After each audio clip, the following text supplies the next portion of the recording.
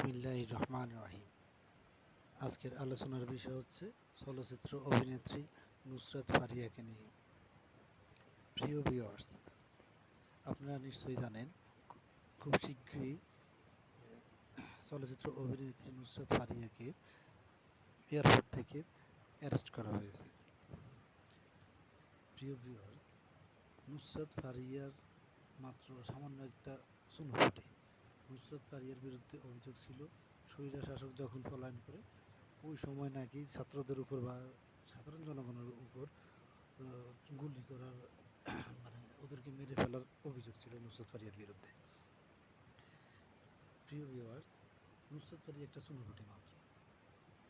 এই দেশের রাষ্ট্রপতির মতো ব্যক্তি, স্বৈরা শাসনের আমলের রাষ্ট্রপতির মতো ব্যক্তি বৈধভাবে এয়ারপোর্ট দিয়ে চলে যায়, তার বিরুদ্ধে কোনো ব্যবস্থা নেওয়া হয় না, আইনগত কোনো পদক্ষেপ নেওয়া হয় না।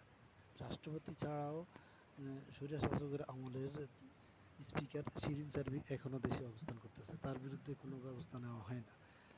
শিরিন শারমিন ছাড়াও আওয়ামী লীগের আমলে, স্বৈরা শাসকের আমলের বড় বড় এমপি মন্ত্রীরা এবং আওয়ামী লীগের বড় বড় ঊর্ধ্বতন পদধারী ব্যক্তিরা এখনও বাংলাদেশে অবস্থান করছে, তাদের বিরুদ্ধে কোনো পদক্ষেপ নেওয়া হয়নি। তাহলে ওদের মতো রাঘব বোয়ালরা যদি এখনও আইনের নাগালের বাইরে থাকে, অথচ চুনোপুঁটির মতো নুসরাত ফারিয়াকে কেন অ্যারেস্ট করে মিডিয়াকে ওইদিকে ধাবিত করা হচ্ছে? প্রিয় ভিউয়ার্স, আপনারা ভালো করে জানেন স্বৈরশাসক শেখ হাসিনার আমলে এমনটি করত। বড় কোনো কিছু করার আগে, গোপনীয়ভাবে করার আগে ছোট একটা জিনিস মিডিয়ার সামনে তুলে ধরত। মিডিয়া ওই ছোট জিনিসটাকেই জনগণকে দেখাইতো, কিন্তু বড় জিনিসটা আর জনগণকে ভালোভাবে দেখাইতো না। মানে ওই জিনিসটার চেষ্টা করতো লুকিয়ে রাখতে।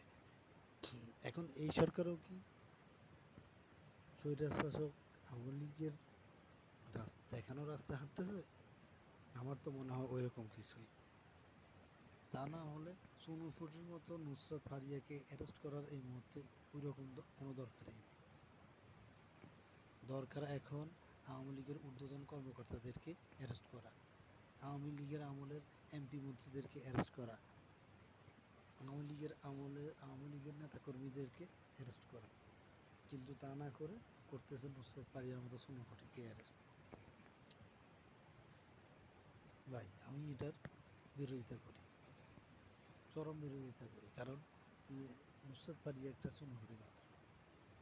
এবং সরকারকে আহ্বান জানাই, সরকার যাতে চুনোপুঁটিকে না ধরে রাঘব বোয়ালদেরকে ধরে খুব দ্রুত আইনের আওতায় আনে।